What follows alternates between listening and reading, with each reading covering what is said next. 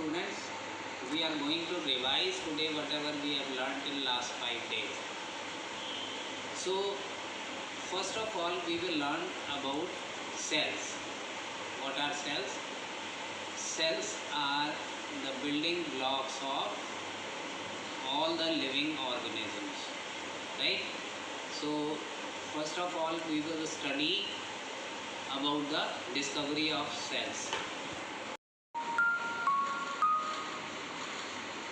In this video, we will learn about how cells were discovered. In 1665, Robert Hooke, a famous scientist, decided to observe a part of the bark of a tree called the cork under a simple magnifying device. He observed thin slices of a cork under a very simple magnifying instrument. He noticed partition boxes in the cork. Some say these boxes appeared like a honeycomb, a hexagonal structure that is found on the inside of a beehive.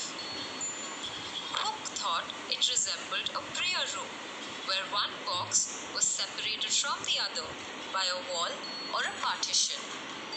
These prayer rooms were called cells, so Hooke named these boxes cells. However, for the next 150 years, not much was known about the structure and function of the cell. It was only after the discovery of a much more powerful microscope that these structures could be magnified and scientists were able to learn more about the cell. Scientists observed living organisms such as onions under a microscope and found that all living organisms are made of cells. Students, we will learn about the parts of a cell.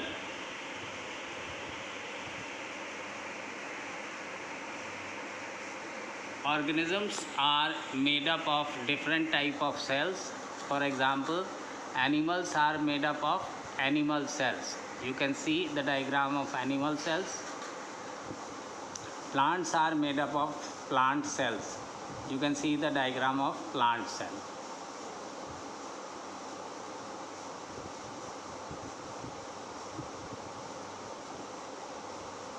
The basic component of a cell are cell membrane or plasma membrane that you can see here in the diagram.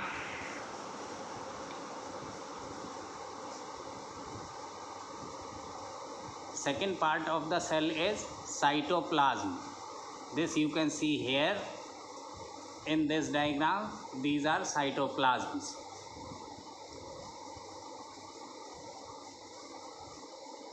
Third part of the cell is nucleus. Here in this diagram you can see animal cell and the plant cell both have nucleus, which is shown in the diagram.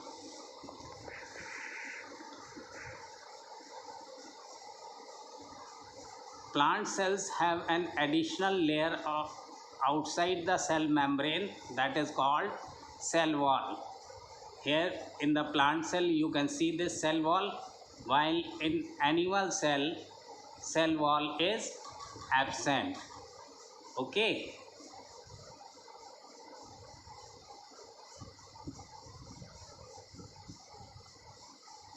A cell can be compared to a factory. Just as a factory has different parts performing different functions, cells also have different parts that perform different functions. Let us learn about each of the parts of a cell. First one is plasma membrane. You can say it the gate. Just like the gate monitors everyone going in and out of the factory, the plasma membrane monitors everything going in and out of the cell.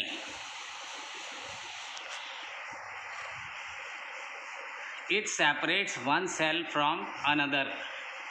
Here in the diagram you can see the plasma membrane separates each cell from the other cell.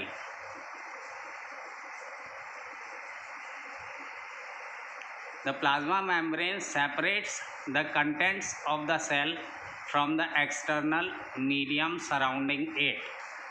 So this is the medium surrounding the cell, and this is plasma membrane. So this plasma membrane separates the cell from its external surroundings. It controls what goes in and comes out of the cell.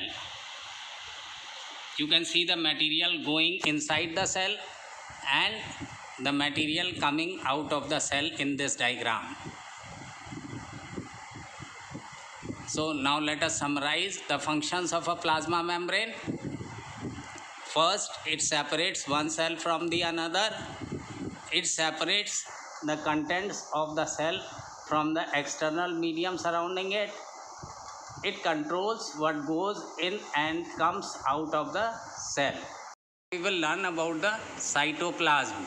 Here you can see the cytoplasm in the diagram.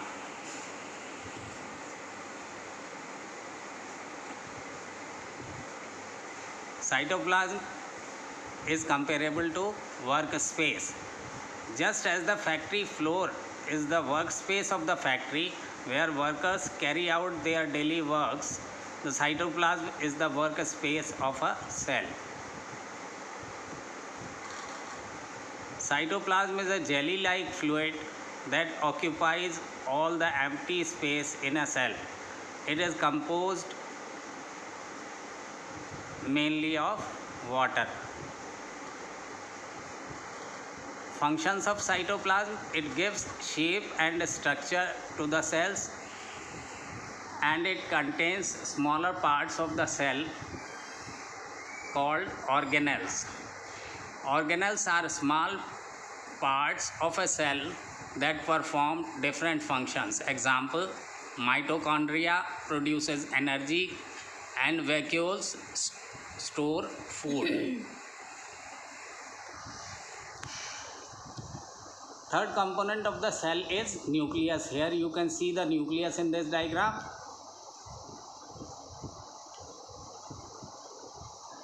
It can be compared as the boss. Just like the boss takes all the decisions of the factory, the nucleus makes all the decisions of the cell. So what we have learned? We have learned about the three main parts of the cell. Let us learn about the cell wall found in the plant cells. This is cell wall.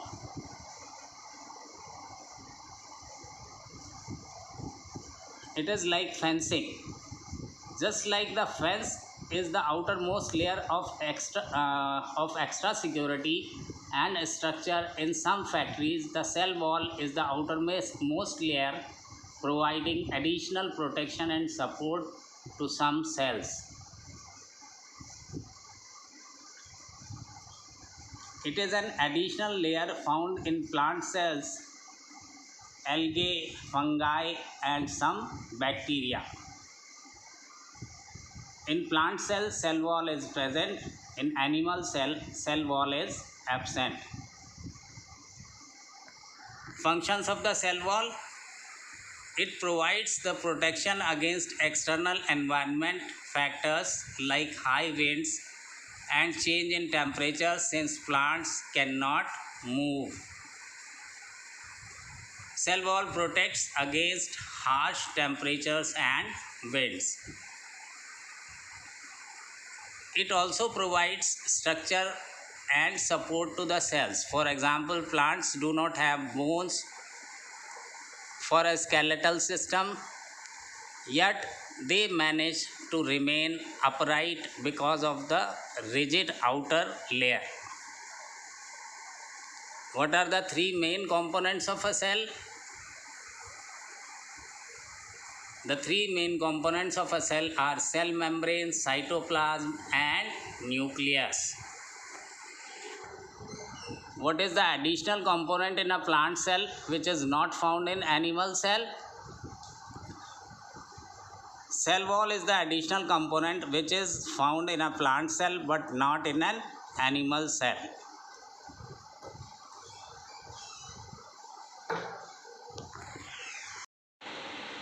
What is common among the organisms shown on the screen? They are all made up of cells. They could be made up of a single cell or millions of cells. Most cells have a few features in common. They have a cell membrane, which is a flexible wall with pores. The membrane separates one cell from another. It gives the cell its shape and controls the movement of materials in and out of the cell.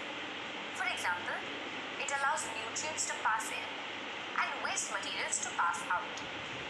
In addition to the cell membrane, plant cells also have a cell wall which surrounds the cell membrane. The cell is filled with a jelly-like substance called the cytoplasm. Different parts of the cell, called organelles, float in the cytoplasm. The largest organelle is the nucleus. It is the control center of the cell. If we compare the human body to a cell, the nucleus will be the brain. Just like the brain tells different body parts what to do, the nucleus tells the different organelles of the cell what to do and how to do it. Just like the cell, the nucleus is also surrounded by a nuclear membrane. This is a double membrane with pores called nuclear pores. These pores control what enters and exits the nucleus. The nuclear membrane separates the nucleus from the cytoplasm. The nucleus also has a ball-like structure called the nucleolus, which plays a role in making proteins and transporting them. The nucleus also has thread-like structures known as chromosomes. Chromosomes carry genes. Genes are the units that carry information about the characteristics that are passed on from the parent cells to the cells of the offspring. This is known as genetic or heredity information. Chromosomes are considered to be the genetic material of the cell. When you see a newborn baby, you are able to notice a few things about the baby's appearance that it has in common with its mother, and a few others that are in common with its father. This is because the baby gets its genes from its parents. So, we learned about the cell and the nucleus present in the cell. These types of cells are known as eukaryotic cells. Eu means new and karyon means nucleus. Animals, plants and fungi all have eukaryotic cells. That is, cells that have a well-defined nucleus with the genetic material inside it. Organisms such as bacteria and blue green algae are made up of cells that are much smaller than eukaryotic cells. These cells have genetic material that just floats in their cytoplasm. It is not inside a nucleus or enclosed by a nuclear membrane. Their cells are known as prokaryotic cells. Pro means primitive or old, and karyon means nucleus. Let us summarize. So today, we learnt about the nucleus. It is the largest organelle of the cell and has different parts: the nuclear membrane, nuclear pores, the nucleolus, and chromosomes. We also learned that cells with a well-defined nucleus are called eukaryotic cells. Organisms that have eukaryotic cells are called eukaryotes. Cells in which the genetic material floats in the cytoplasm are called prokaryotic cells. Organisms that have prokaryotic cells are called prokaryotes. We are going to learn about the plant cells. Why do plant cells need a cell wall? Plants cannot move from one place to another, hence they need protection against harsh external conditions. The cell wall protects plants against conditions such as high temperature and strong winds. Why do plant cells need a cell wall? Cell wall helps plant remain upright by being an extra rigid outer layer. Cell wall provides extra support and structure to plants. Observe, there are disc-like structures called plastids present in cytoplasm of the plant cell. These are absent in animal cell. Structure of plastids. Plastids are disc-like structures.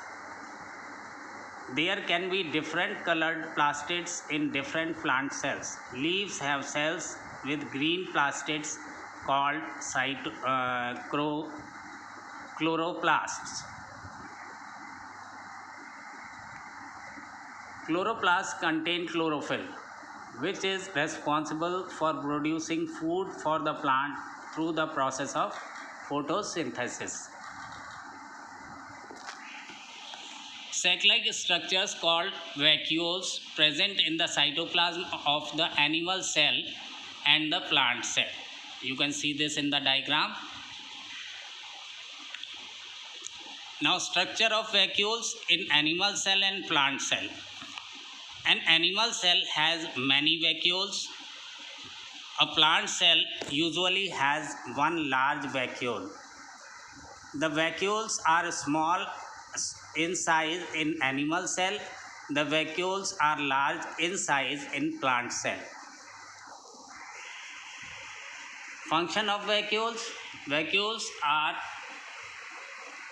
the storage point for food, water and waste material.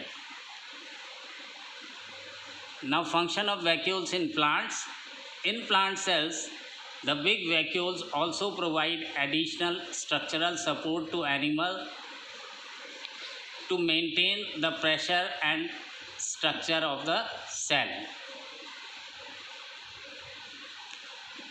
In plant cells, vacuole can take up the 90% of the space.